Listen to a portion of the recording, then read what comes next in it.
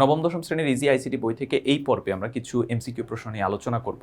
তো আমরা প্রথম প্রশ্নটা একটু খেয়াল করি, কোনটি আধুনিক পৃথিবীর সম্পদ? এক্ষেত্রে আধুনিক পৃথিবীর সম্পদ হচ্ছে তথ্যের মাধ্যমে কিন্তু আমরা সমস্ত কার্যক্রম এখন সম্পাদন করতে পারি। সুতরাং তথ্য এই প্রযুক্তি এই বিশ্বে এখন খুব গুরুত্বপূর্ণ সম্পদ।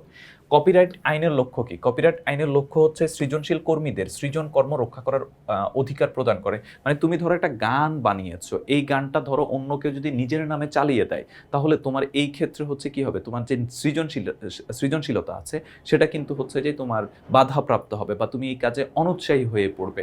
এই কাজটাই হচ্ছে যাতে না ঘটে, এই জন্য কপিরাইট আইন কাজ করে। বড় বড় সফটওয়্যার কোম্পানিগুলো তাদের মেধাস্বত্ব সংরক্ষণ ও বিশ্বব্যাপী পাইরেসি নজরদারির জন্য কোন সংস্থা গড়ে তোলে?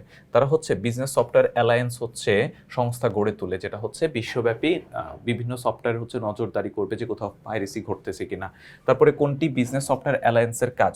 বিজনেস সফটওয়্যার অ্যালায়েন্সের কাজ হচ্ছে মেধাস্বত্ব সংরক্ষণ করা। তারপরে বিএসএ এর 2011 এর প্রতিবেদন অনুযায়ী প্রতি 10 জনে কতজন পাইরেসি মুক্ত? প্রতি 10 জনে 7 জন হচ্ছে পাইরেসি মুক্ত। কোন আইনটি সৃজনশীল কর্মের মালিকানা নিশ্চিত করে? এই যে কপিরাইট আইন। কপিরাইট আইনের মাধ্যমে আমরা প্রথম প্রশ্নে ব্যাখ্যা দিয়েছিলাম, এটা হচ্ছে সৃজনশীল কর্মের মালিকানা নিশ্চিত করে। কপিরাইট আইনের কার্যকারিতা কাদের নিরুৎসাহিত হওয়া থেকে রক্ষা করে?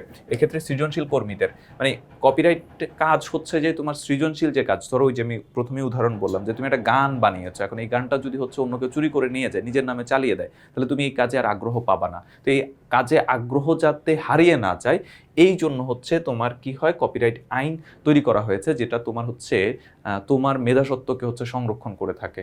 তো এইটা হচ্ছে সৃজনশীল কার্যক্রমকে হচ্ছে নিরুৎসাহিত হওয়া থেকে রক্ষা করে। নাগরিকদের অন্যতম মৌলিক অধিকার কোনটি? নাগরিকদের অন্যতম মৌলিক অধিকার হচ্ছে তথ্য প্রাপ্তির অধিকার। তথ্য অধিকার আইনের ফলে জবাবদিহিতা বৃদ্ধি পাবে। যখন আমি কোনো একটা জিনিসের হচ্ছে সুনির্দিষ্ট তথ্য পাবো, তখন অন্যকে আমি প্রশ্ন করতে পারবো। তো এই জন্য জবাবদিহিতা বৃদ্ধি পাবে তথ্য অধিকার আইনের ফলে। বাংলাদেশে কত সালে তথ্য অধিকার আইন চালু হয়? 2009 সালে তথ্য অধিকার আইন চালু হয়। তো আমাদের এই পর্বে এই ছিল এমসিকিউ প্রশ্নগুলোর আলোচনা। পরবর্তী পর্বে আমরা অন্যান্য প্রশ্ন নিয়ে আলোচনা করবো। এই প্রশ্নগুলো আমরা ব্যাখ্যা বিশ্লেষণ করছি ইজি আইসিটি বই থেকে। তোমরা যারা ইজি আইসিটি বই সংগ্রহ করনি, খুব দ্রুত সংগ্রহ করে ফেলবে।